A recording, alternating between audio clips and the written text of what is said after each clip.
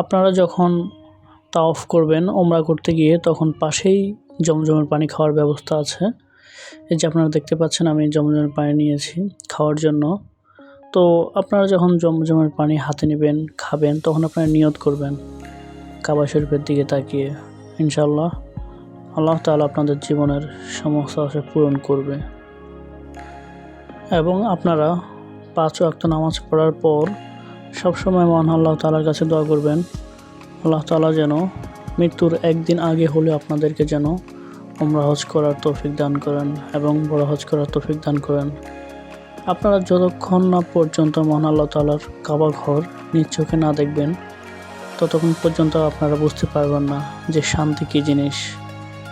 যখন আপনারা মহান আল্লাহ তাআলার ঘর নিজের চোখের সামনে দেখবেন, তখন আপনাদের আর কখনোই দেশে ফিরে আসতে ইচ্ছে করবে না। আপনার কাছে এতটাই ভালো লাগবে। সুবহানাল্লাহ। আল্লাহ সবার মনের আশা পূরণ করুক। আমিন।